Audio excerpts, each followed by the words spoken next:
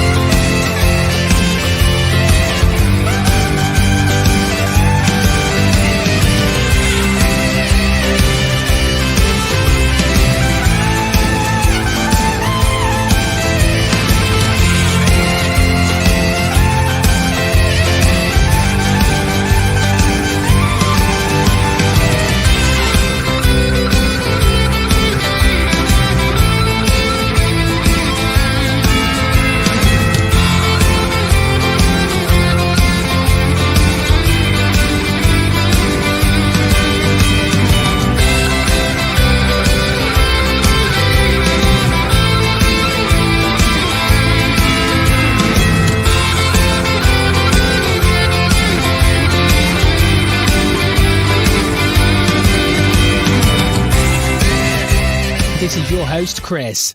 No! God, please, no! No! I know, I'm sorry, but he's cheap and available. How rude!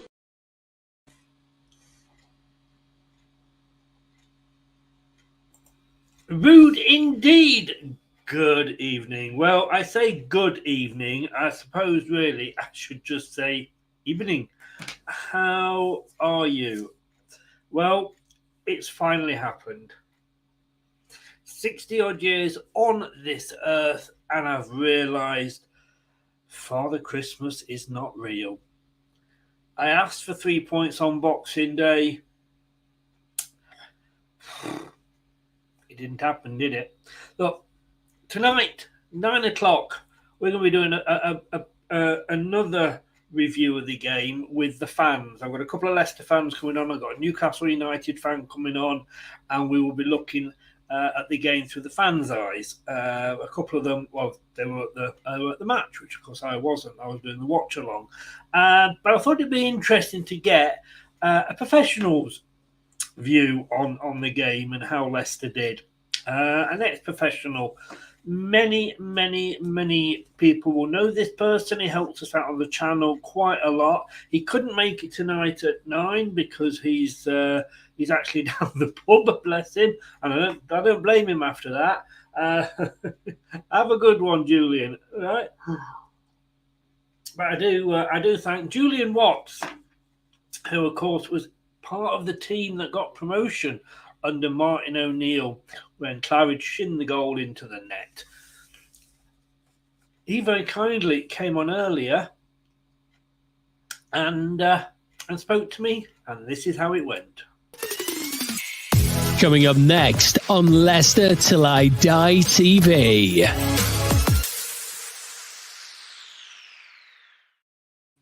And coming up next, I've got to say it has been a while, but it is lovely to have him back. You may remember, of course, he was the older woman's totty. Let me remember, and they have been screaming at me to get him back on.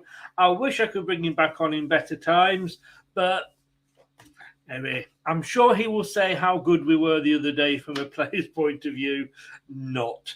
When I bought this hat here, and it, oh dear, pre-Christmas, I didn't think it would have such meaning as it does post that Newcastle match. Hey, let's bring him in. You'll all remember him. It's brilliant to have him back on. Ex-Fox, ex-Leicester player, and he still says that he set the goal up for Steve Claridge to shin it in. We will see. Let's welcome in Julian Watts. Good evening and Merry Christmas and Happy New Year, sir. Yeah, to you too. I mean, the thing with the header for Claridge, it's the only thing I've got left out of my career to hang on to. So I've got two hands around that and I'm not letting go. You hang on to it, mate. I've watched the video. I agree with you. But welcome. Can I take this off? Because after a while, it does make me head itch, but I have to have a hat on to hide my lack of hair, which, to be honest with you, my lack of hair got even worse on Boxing Day. I wasn't going to do it, but then people said, oh, we would have been with the family for 24 hours. It gives us an excuse not to be there. I've been accused of being a bit too overcritical. And let me just say this at the start, because a lot of Newcastle, I had a bit of a tiff with Newcastle fans before the game. They played really well. But were we as bad as I seem to think we were, or was it the fact that Newcastle were just too good for us, or a combination of the both? I think it was a bit of both, in my opinion, Chris. So I went down to the match to catch up with a couple of old teammates. I was sat with them watching it, and I think right from the first minute, we were all a bit stunned as to the way we're trying to play out from the back, but not really seeming to have a pattern of doing it, or we don't actually seem confident in doing it. And we were sort of saying that, you know, in the old days, if something wasn't working, and as much as we all want to see the first team play football the way they do at times, there is a time where you can go, do you know what, we're just going to go a bit longer for 5 minutes and stretch their team so their back line drops 10 yards. It just gives you a lot more room in front of you, and it frees up your midfield players to get them on the ball.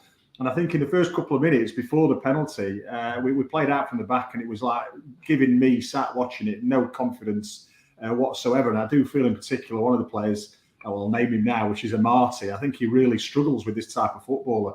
Might be a very good defender, might be quick, but if he can't play that style of football, you either need to put someone else in the team in his place or change the style of football that you're playing. I mean, we'll come on to sort of tactics and information in a moment, but I agree with you. I mean, but this, is it not sort of Brendan all over? And I'm up and down like a horse knickers on double time, to be honest with you, when it comes to Brendan. I mean, at the start of the season, after about 4 or 5 games, I wrote a piece for the BBC that said, Brendan, get out of our club now. Then he kind of turned it around, and I'm sort of saying, well, look, you know, if we didn't know what was going on, obviously, you know, pre-season with the club, and that only came out on deadline day in the Man United page, where Top wrote some notes and said, you know, which was a bit late then. I think he should have said at the start, so we all kind of knew what was going on. But he's just so stubborn. I mean, you know, I've no idea what Soyuncu's done to upset him.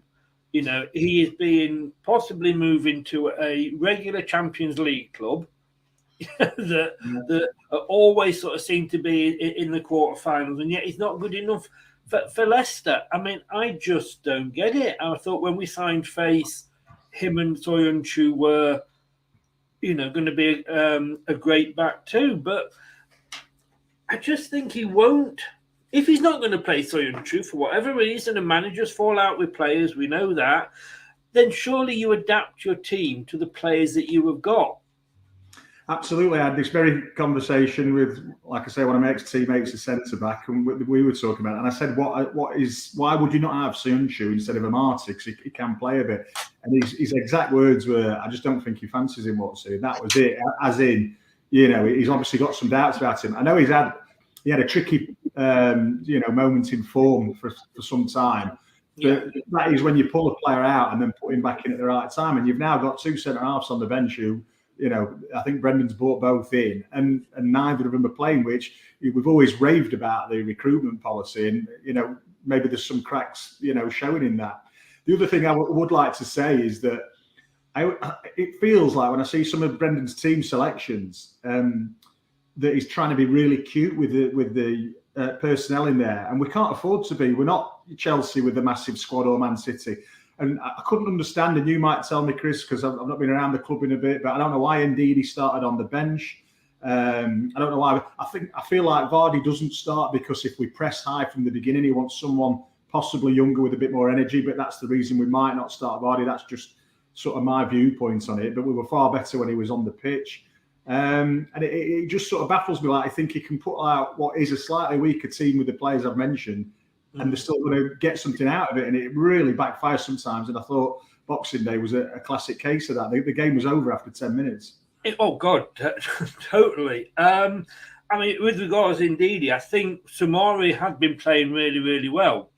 And I think for once, the case of don't bring somebody back just because of who they are was a great point with Ndidi. And I've got to be honest with you, for me, and we know football's about opinions, I would have Ndidi starting over Sorry, Samari starting over in DD at the moment.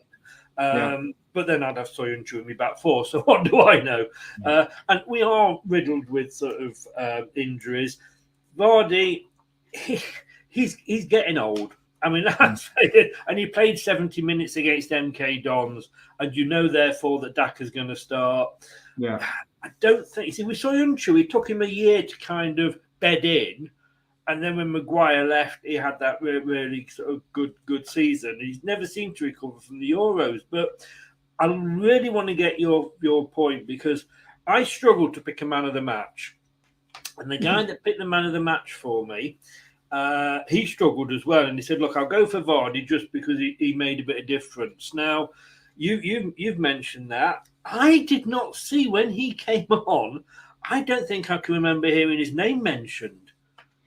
I think he just won a couple of headers, movement, got a couple of tackles in, which is what he does. And the other thing for me is, do we not start Daka against, Milton Keynes and then Vardy? It's that game management of players. Going back to Soyuncu, I think we all said that he really needs a good centre-back next to him. And Faust has been that centre-back. So for me, again, you would put him in there because he'll thrive off the fact that he's got a decent player at the side of him. He was exactly... the same when Johnny Evans was there, and Fofana. It seems like his confidence grows knowing he's got the right partner next to him. So, that might be a thing, but it doesn't look like it's going to happen anytime soon. On Samari, if you watch the highlights again, for me, he's at fault for the second and third goals. So the second goal, Luke Thomas, who I actually thought had a decent game. Yeah, Almiron came inside him. He didn't track him, and that is, just you don't think something's going to happen. Next minute it does, and you have to take some responsibility for that. But as the ball's coming into the box, Samari should see that right in front of him, and he literally does nothing, and Almiron just walks past him. And then the header at the far stick, I think that's just pathetic in this day and age that you don't jump in and show some strength and let basically a lad have a free header at the far stick. And so for me, I was watching that Saturday, having not watched him like you guys do, like week in, week out, but I just saw the two mistakes that cost two goals that were very, very easily avoidable. And then unfortunately, we had the bit with Faust put in, I think it might have been Samari, under some pressure with the pass that led to the penalty, which was a ridiculous... Well, I was going to say that, because everybody's been saying about Martin. I'm going to be honest with you. For me, at the end of last season, he was my most improved player. I thought he'd come on really well. He'd got regular game time. I don't think there's a lot more that Amartey could have done, but it was Faith did not have a good game at all. This was probably his first bad game he's probably had. But he did pass the ball again out from the back, which was to a player that was, and Samari, I believe it was, like you said, but he was under pressure straight away. He's already being marked by a couple of Newcastle players, so why pass it to him? He lost it, and I can't really blame Amartey, because if he hadn't gone in for that tackle, the goal would have probably been scored anyway from that position. But I thought FaZe had a really, really bad game. But I mean, you wanted to mention, I know that sort of the team selection. Let me just see if I can get it up here. I looked at that and I was surprised there was no Maddison. And there's so much confusion going on about Maddison at the moment. I mean, is he injured? Isn't he injured? What the hell is going on? I mean, Newcastle fans would probably thought, oh, he's coming to us. That's why you're not playing him. But, I mean, there just seems to be an era of everything's got to be so secret at the moment. Yeah. I mean, that with Maddison, like I say, he's come back from, only training with England, and you'd think he'd be in tip-top condition. So it surprised me as well. And is there that thing that they've already agreed that he's going to Newcastle and he didn't play? These things happen in this, day and age, and we never really get to know about it. On as far as I go with the man of the match, I'm going to come out with something you might not ever speak to me or ask me on the show again, Chris, but I actually thought Perez played well. He didn't play badly. I've got to be honest with you. I have noted that, Perez, right? No, in fairness, he's not. There's a good player in there, but I just wish it would come out on a more regular basis. I mean, Pratt, whether he's going, I think that's a mistake as well, because I think he's a fantastic player. I mean, this was my man of the match. I actually could not pick it. I thought they were that bad. And you may stop liking me now when I'm sort of having a dig at plays there, but I just thought there was nobody for me. And like I say, he gave the guy that was doing normally does it for me. Gave it to Vardy because he said, look, he made a bit of a difference when he came on. And I went, well, I'm going to have to overrule you on this one. I just cannot give it to anybody. Tielemans, I mean. Oh, I thought it was really not poor. I would just say average. I mean, there are players like you say that you expect more from when you see them on the pitch, and I thought it was one of those games where nothing really came off. There were bad touches, bad passes, not under any pressure whatsoever. And you're thinking, like, I've got my son was with me, who's 15 and plays football, and he was like, are these Premier League players, Dad? And I'm like, well, this is hopefully what you can aspire to one day. I put a tweet out during the game saying, like, note to Leicester players, we are playing in blue. Absolutely. They just couldn't get it. But they played, they looked like they got Tielemans as a defensive midfielder alongside Soumare. Now, and again, this is what totally gets me with Brendan.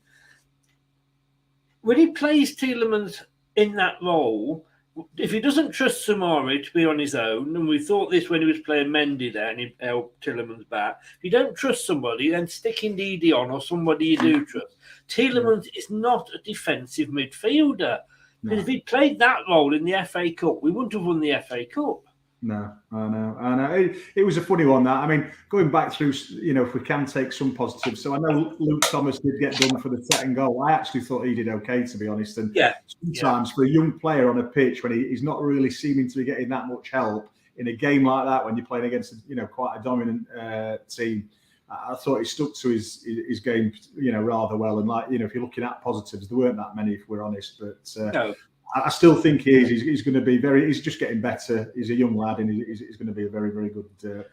I like Thomas. I've got to be honest with you. I really do. And I think he will be I think not necessarily one for the future. I think he's one for now. Yeah, right now, but getting better all the time, I think. Yeah. And you could argue that, well, there's nobody else who can play in that position, which is a good point. But, I just, I couldn't ask with Brendan. And like I say, I'm so up and down with him. I just can't stay on one side of the fence. But it always seems that it's his way or no way. When we played Inacho and Vardy together at the end of the couple of seasons ago, Inacho was top scorer. It probably was the combination that got us into Europe. Finally held on to the 5th place. And the next season he went straight back to just one up front. Yeah. And yet we'd be, playing with this.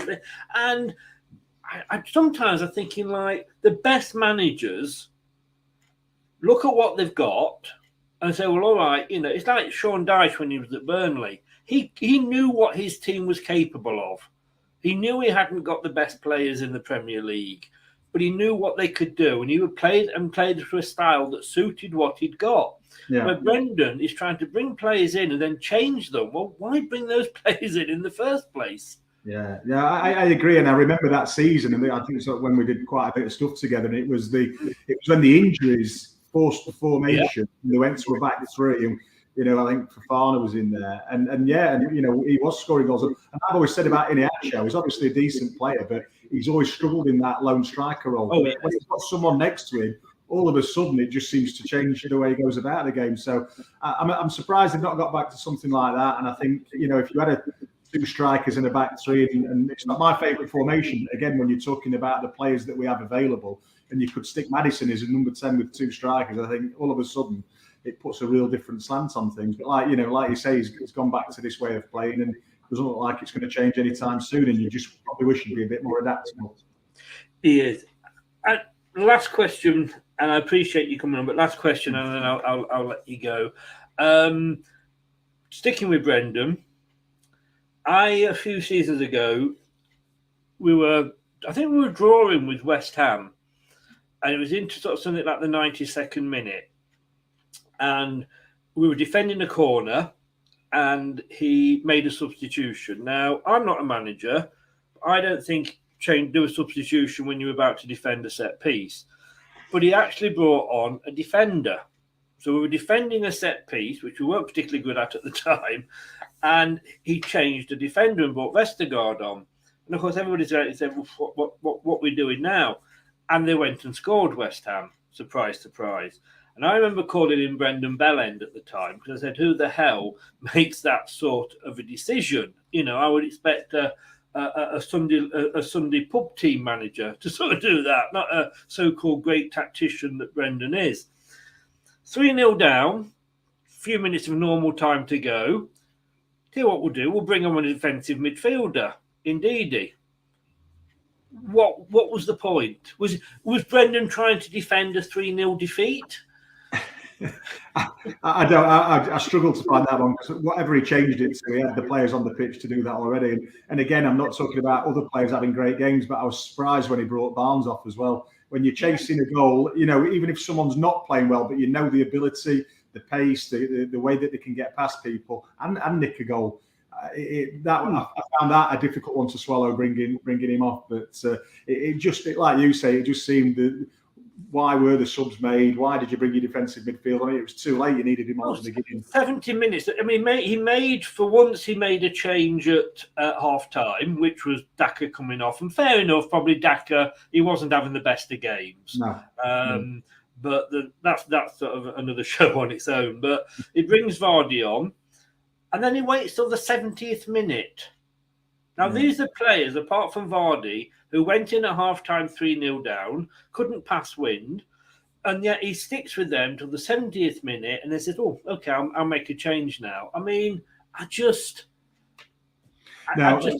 get that one, Chris. What you'll see with a few managers as well, they will have a certain time in the match, and it'd be interesting if you look back or watch going forward if 70 minutes is a thing. And I know there's a few managers that get to 60 minutes. But for whatever reason, wherever they are in the game, it's like, 60 minutes, right? Get him warmed up and we'll get him on. And, you know, the decision's got to be right at the time. There's the lad, I don't know if it was in the World Cup. Well, the World Cup, the fight, you know, they brought the two lads off before half time, which I thought was a huge call. Absolutely massive call, Giroud and Dembele. But, you know, that is what a manager's got to do. If something's not working, you know, how much time do you give them to still not be working before you actually make that tough call, drag them off and change it for hopefully the better. So I agree with you on that. Well, look, we're fans. We're fans of Leicester. They'll never get any better. I'm only 21, you know. I just look this age because I'm following Leicester. But look, thank you so much for coming on, Julian. Glad you had a great Christmas. Have a great New Year. I don't say have. I know you will, because it's the time when people like to drink a lot. But I know you like your drink. And good luck at the quiz tonight. Are you ever did they ever say, like, right, no sporting questions, Julian's in? No, they're the ones that get wrong. But general knowledge, I'm not sure. Brilliant. Julian, thanks so much for giving your time up, mate. All the best, and have a good New Year. Thanks very much. You too. Speak soon. Cheers, Chris. Take care. Bye-bye. Bye-bye. Thanks to Julian. That was recorded earlier because, as you can see, as you just saw, he is quizzing it tonight. We're back at 9. We've got another review show coming up. Just say a few hellos. Nate, good evening. Marcus, you're not critical enough. Luke was in. Anthony was in. Luke here from Forest. We've got in a few weeks. Lose on Saturday was a matter of Brendan being too stubborn. I think it was Monday. Mixed with the defending was awful. Danny Ward isn't. Well, Danny Ward, I'm not complaining about him at all. Owen Marty, believe it or not, that's the guy that I didn't think played particularly well. Hayes was man of the match for us, this Geordie. Love you, Geordie. Leicester a good team, just an off day. Playing Liverpool at the wrong time. Yes, we probably are. Amago, welcome along, sir. I think we should move past this and put our all into Liverpool away. Yeah, I mean, it'd be great to move past it, but it was so bloody awful. agreeing with me on Sean Dyche. I agree, Chris, there are world reasons behind it. Look, it happened. It happened. Yeah, he knows his stuff. Unfortunately, he's not as free as often as I'd like him to be. He used to be on quite a bit, but other commitments are taking up his time. Wish him luck in the quiz. Look, we're going to be back at 9 o'clock. Yeah, just used to saying Saturday. I know. We're going to be back at 9 o'clock. Believe it or not, if you're doing nothing in 15 minutes, come and join us for this. Coming up next on Leicester Till I Die TV. Couple of Leicester fans and a Newcastle fan from Loaded Mags will be joining me, Pete. They're looking at the game from a fan's perspective. I'm going to shoot off now because we're back on in 15 minutes. Thanks so much for joining me for this quick shorty, and I will see you in 15. Take care. Don't go.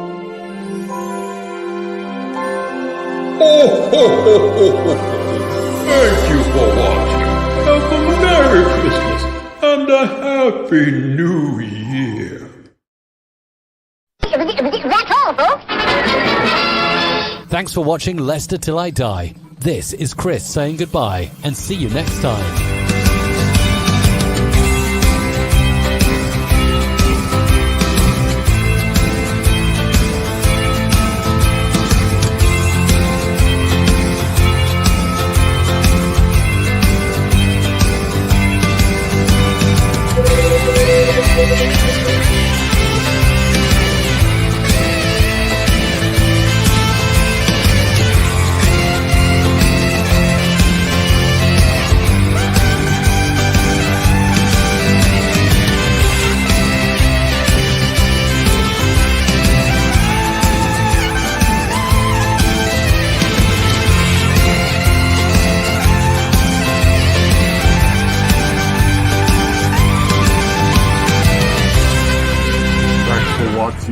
These videos are tremendous.